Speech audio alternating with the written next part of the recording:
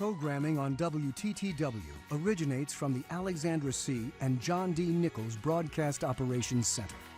We gratefully acknowledge their outstanding support. WTTW programming originates from the Renee Crown Public Media Center.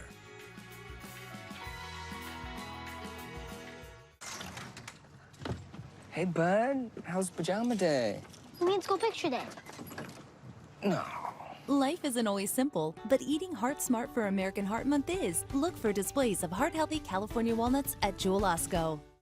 PBS, where the drama is on Sunday nights on Masterpiece. The finale of Miss Scarlet and the Duke. You've taken a shine to this woman. My concern is purely professional, son. Followed by the finale of All Creatures Great and Small. This time tomorrow we'll be married. And the rest of our lives. The finale of Miss Scarlet and the Duke. And the finale of All Creatures Great and Small on Masterpiece.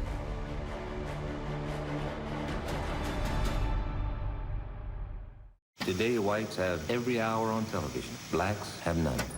James Baldwin, Patti LaBelle, Toni Morrison, Al Green, Earth, Wind & Fire, Stevie Wonder. Yo, this is every day. Ellis came at a time when there were so few positive African-American images on television. There is nothing we cannot do. That on national TV was revolutionary. There is no alternative to soul. Monday at 10:30 on WTTW. Hi, I'm Matt, and you're watching WTTW.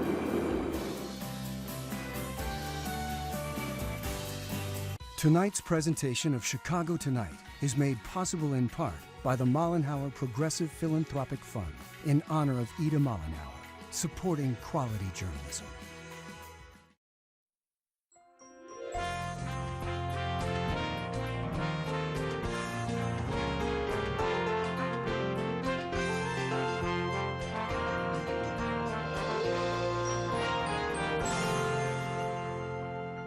Good evening. Welcome to the Week in Review. I'm Paris Schutz. We'll be joined by our Week in Review guests in just a moment, but first, some of today's top stories. Answers as to why so much federal COVID relief money was spent on the Chicago Police Department.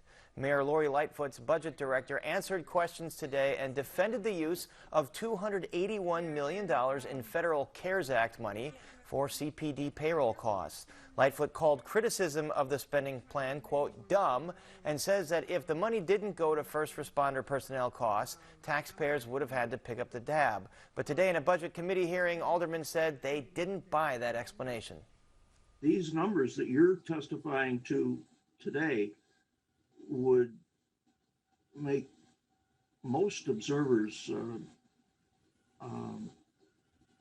highly suspicious. And white Chicagoans are getting vaccinated against COVID-19 much faster than black or Latino residents. That's according to new data released by the Chicago Department of Public Health. The data shows that 41% vaccinated so far in the city are white, 19% black, and 18% Latino. But Mayor Lightfoot, who got her second shot of the vaccine this morning, says the numbers have been improving in recent weeks. Equity isn't just part of our COVID-19 strategy. Equity is our COVID-19 strategy. That's why as soon as we saw these numbers, we doubled down even harder on our efforts to drive these life-saving vaccines into communities that need them most. And we'll have more on this story later in the program. State public health officials today report more than 2,200 new cases of COVID-19 in the last 24 hours and 63 additional deaths. That makes for a statewide total of 1.17 million cases and 20,192 deaths. The 7-day preliminary test positivity rate is 3.3%. A Cook County judge tosses 9 more convictions related to disgraced former CPD Sergeant Ronald Watts. The dismissals came at a Zoom court hearing today, and county prosecutors say they lost confidence in evidence presented in these cases, most of them drug offenses. Watts was federally indicted in 2012 and found to have run a protection racket for more than a decade, planting and fabricating evidence against innocent people while facilitating their own gun and drug trade. And more than 100 convictions tied to Watts have already been thrown out. And joining us now are Mike Puente of WBEZ. Tonya Francisco of WGN-TV News, Dana Kozlov of CBS 2 News, and Dean Reynolds, a veteran national news reporter based right here in Chicago. Dana Kozlov, I'm going to start with you here. Mike Madigan lost his speakership earlier in the year. He announces his decision to call it a career yesterday. Did that come as a surprise to anybody? I don't think so. Maybe a few people, but since the day that he withdrew his candidacy to be Speaker of the House, folks I spoke with said it's only a matter of time. There's no way Mike Madigan, who spent 36 years as Speaker, is going to want to sit in a smaller office simply representing his district as a representative. So many people believed it was only a matter of time. And then yesterday, of course, he sent out a statement announcing his resignation effective at the end of the month. And by 6 o'clock in the evening, well, a little sooner, it was an immediate resignation, which I'm unclear as to exactly why the change. I never got a straight answer on that. So, no, I don't think this was a surprise to many. Yeah, you're right, Dana. That was a surprise because that first statement to the media was that it would be effective at the end of the month. Tonya Francisco, any clue why he would all of a sudden at the end of the day decide, nope, I'm hanging it up right now? You know, it might have been just simply, having to answer questions from people asking him, why now? What's going on? What do you know? What can you tell us? It's really hard to say. He's one of those politicians that manages to keep all his cards very close to the vest. You don't know anything that he doesn't want you to know until he wants you to know it. And that's simply the best way to put it. So it's just one of those things you just have to watch and wait. He's very crafty. He's been around for a long time. And he learned, of course, from the man himself, Richard J. Daley, who taught him and his son, Richard M. Daley, very well about how politics work here in this state. You surround yourself with people who are very loyal to you, and they will reward you when that time comes. So. Dean Reynolds, you've observed national politics here from Chicago, but surely you've been a Chicagoan for a long time. Is Madigan's legacy more colored by allegations of political corruption, unwieldy power, or is there a positive legislative legacy here? Well, I think it'll be determined on the way he goes out. That's what people remember. Unfortunately, they may not remember good things that he did. It'll be his leaving, if you will, that will stick in the minds of people. And unfortunately for him, it doesn't look like a very wonderful exit from political life. And of course, there's that ComEd investigation that is still ongoing, where he has been named as public official A, although he has not been indicted. Michael Puente, Madigan is still the chairman of the Democratic Party of Illinois. Does that mean he's still going to wield a good bit of power, even though he's no longer in public office? He's going to have a lot of power. Just like Donald Trump is no longer in the White House, Mike Madigan is going to continue to use whatever leverage, whatever power, whatever influence he has. You don't stay in office for that long and think you're just going to sail off into the sunset willy-nilly. He still, wants to control parts of the state, and he's built a long legacy and a very loyal following. So he's going to have his finger in the pie of a lot of things unless something comes up. That's a good analogy there with the former president, maybe out of office, but members of both parties still, some of them going to kiss the ring. Dana Kozlov, on Saturday or Sunday, the committeemen in that district are going to get together, and as is tradition here in Illinois, they're going to pick the replacement because we have so many lawmakers here that for some reason tend to resign at the very beginning of their terms, so there's no election to replace someone else. That district is mostly, for some reason, that district's mostly Latino. Any idea of who might take that seat?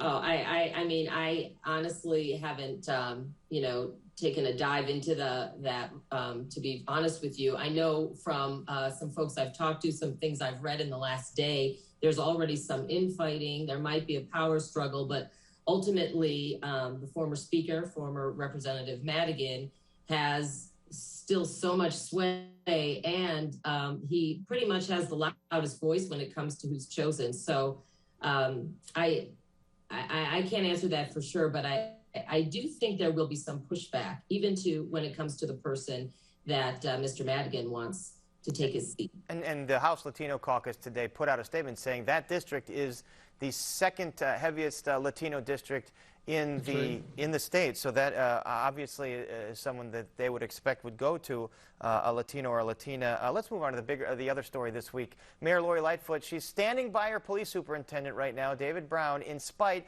of a scathing report by the city watchdog on the police department's response to last summer's protests. Take a look. I have 1,000% confidence in David Brown's ability.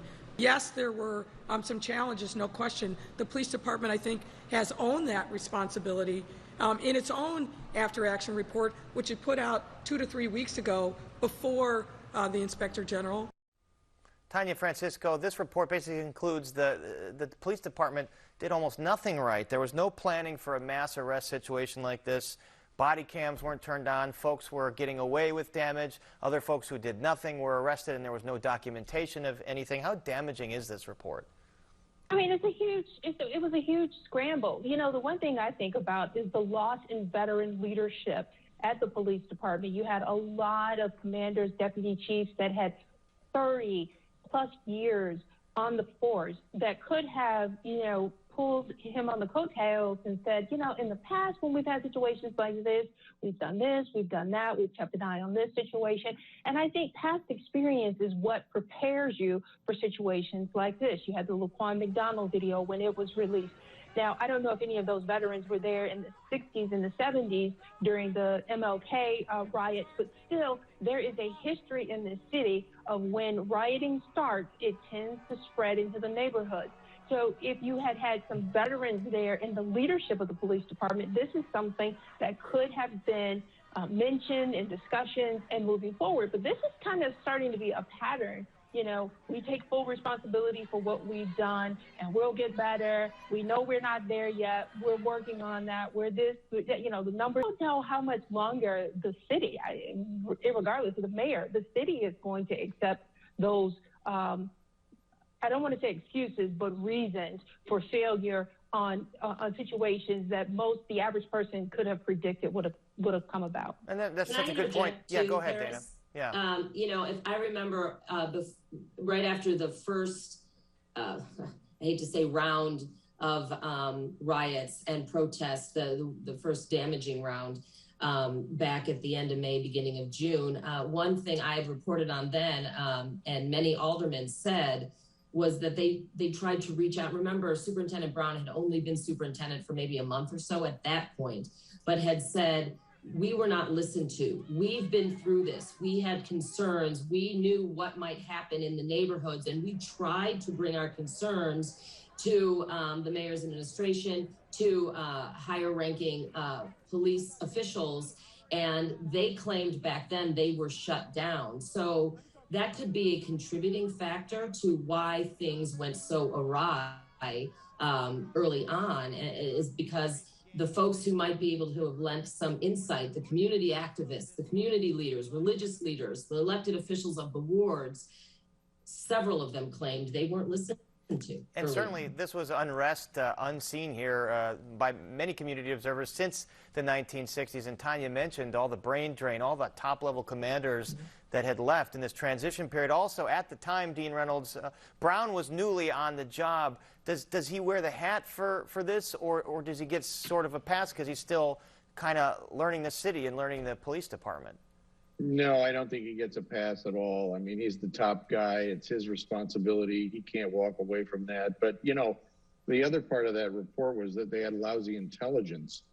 Well, they would have had much better intelligence if they'd been watching television and seeing the pictures come back from Minneapolis after the, you know, the death of George Floyd. I mean, how they could not have foreseen this coming and not at least have been ready in some way for it is a mystery. And, you know, the other bad thing about the report is that while it's shocking, it's not surprising, really. I mean, you know, we've been down this road many times with the Chicago Police Department, and especially the leadership. We've tried outsiders, Gary McCarthy, insiders, Eddie Johnson, and now back to an outsider, David Brown, and it still keeps coming back to the same thing, you know, basically bumbling, stumbling responses.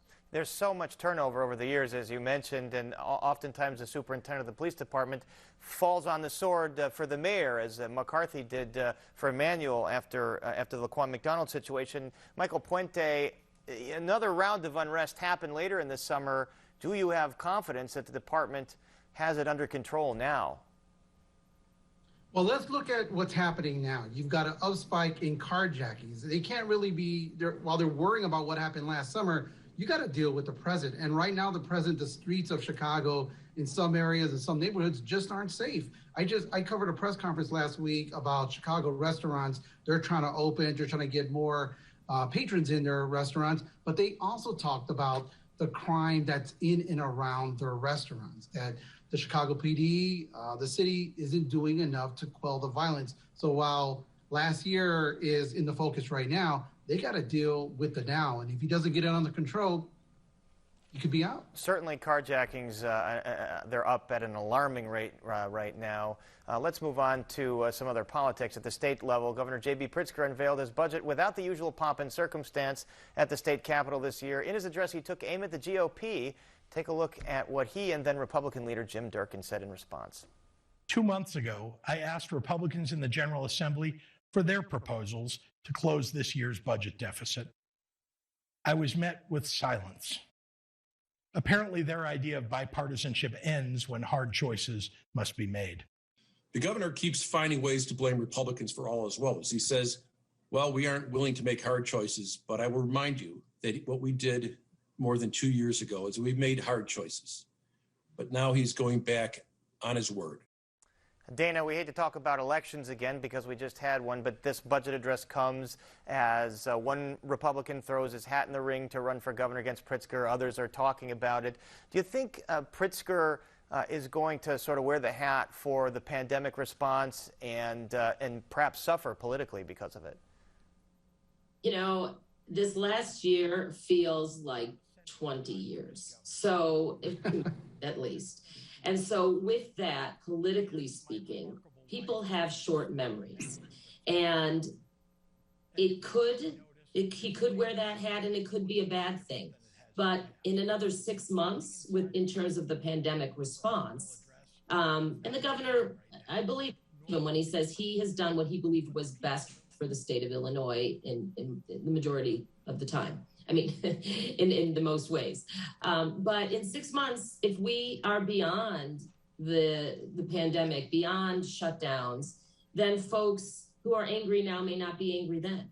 So if there's an economic recovery, if our unemployment rate drastically drops. So I think the verdict's out on if this last year in particular, both pandemic speaking and budget-wise, I think the verdict's out on exactly what that's going to mean for the governor in the next election. And you're right, observers have short attention spans, and in 6 months they might not remember any of this, although it bears repeating that there are other governors facing trouble right now. New York Governor Cuomo, California Governor Newsom, for everything that's happened over the last year, even though a lot of this who could have planned for. Let's move on to some other news. Vaccine distribution disparities continue to dog the rollout. An investigation of the U.S. Postal Service sluggish service here, led by Congressman Bobby Rush, raises hopes for changes. After former President Donald Trump is acquitted in his second impeachment trial this week, a civil suit is filed for the Capitol insurrection, and Representative Adam Kinzinger honored by Time as his family reviles him for his vote to impeach Trump. First, Tonya Francisco, the mayor today said that the numbers, though they're not good right now in terms of vaccine equity, they're improving. Do you believe that? It's hard to say because, first of all, I did a report on this a couple of weeks ago. When you look at the city's numbers, the numbers are an estimate, and they're filled in with extraneous information, zip codes and such, because you're not required to list your ethnicity or any other information that identifies who you may be. So the city is using a formula, I think it's by Loyola University, to try to fill in the gap about who is actually getting the vaccine. Secondly, the city claims that when you looked at the numbers, that the majority of the people that were being vaccinated were medical professionals, and most of those medical professionals lived on the north side, along the lakefront, and in those areas where you have the higher numbers. The question I have is, if you go to the hospital, and I've been twice in the last 3 years having children, the majority of the people that work in the hospital are not necessarily doctors and nurses.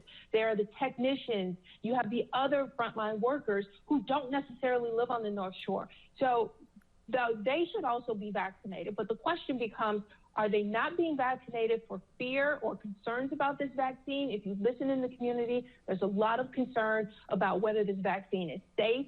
So in talking to different community activists and Representative LaShawn Ford, as well as other doctors, they say there has to be an education campaign as well. It can't just be you open a vaccination center and say, oh, everybody's going to come. That doesn't work that way. If you don't explain to people why they need this vaccine, why it's safe, and answer any other questions that they may have, you're not going to get a high vaccination rate, because people do remember the disparity in the Black and Latino community, and specifically experiments that were conducted on Black people in this country not too long ago. So you have to not only have the vaccine available, you need to explain the safety issues that go along with the vaccine. Certainly lots of skepticism in those communities, and I know educational outreach has been a big part of the rollout here of the vaccine. Dean Reynolds, it seems like forever ago, but we're only 6 days from the impeachment acquittal of former President Donald Trump.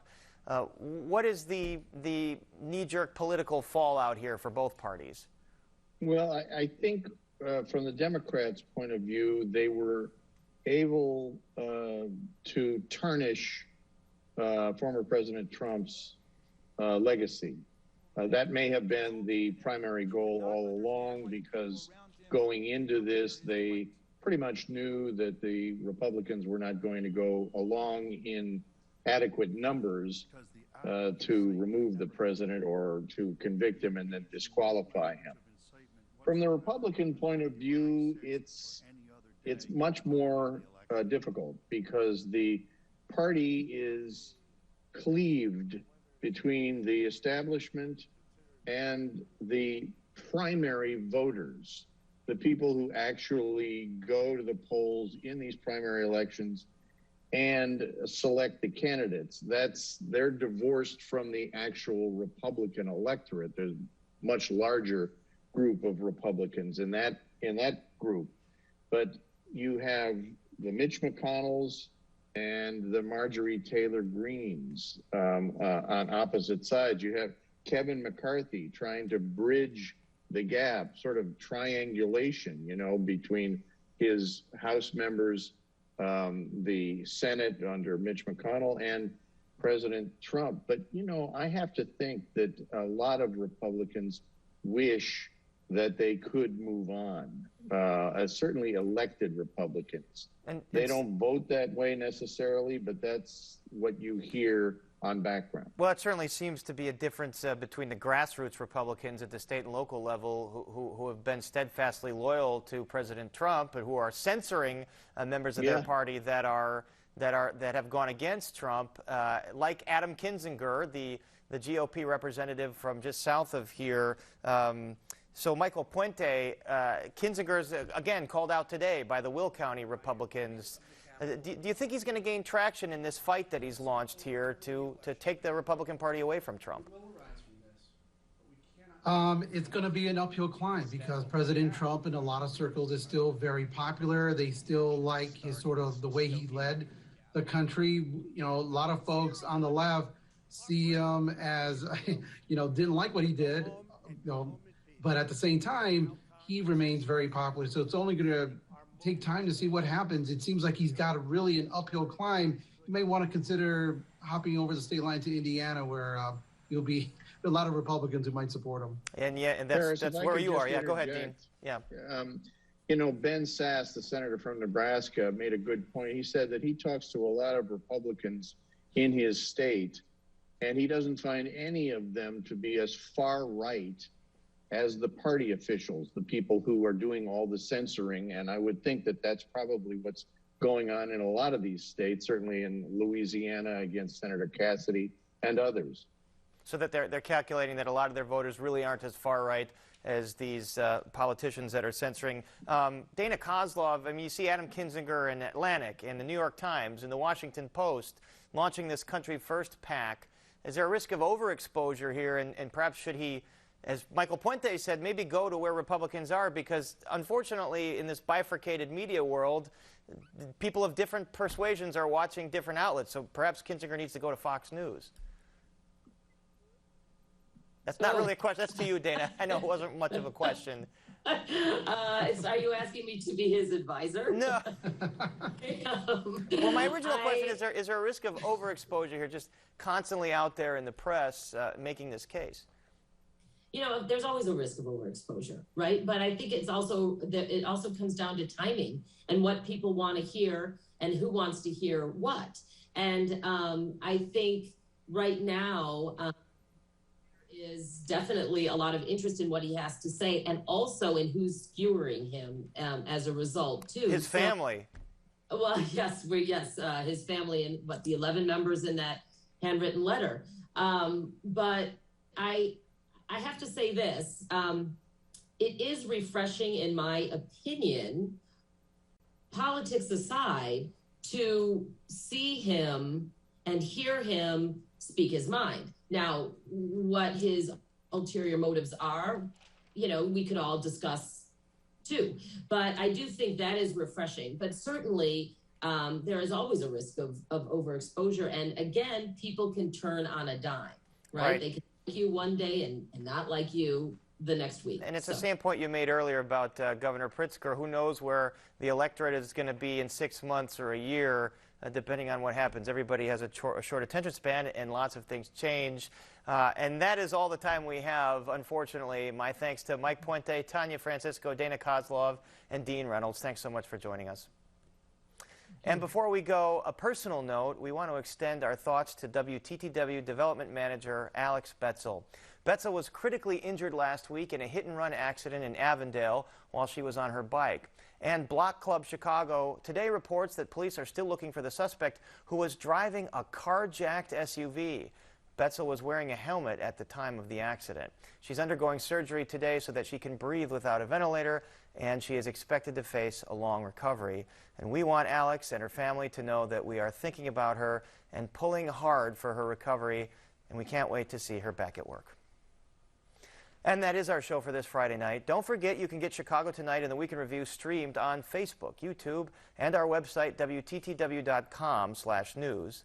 And be sure to join us tomorrow night at 6 p.m. for Chicago Tonight Latino Voices. What some Chicago officials say they should be doing to protect the homeless community.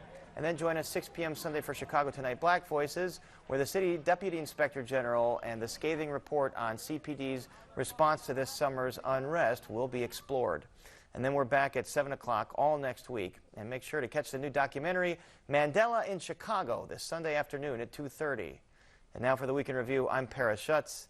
Thank you for watching. Stay healthy and safe, and have a great weekend.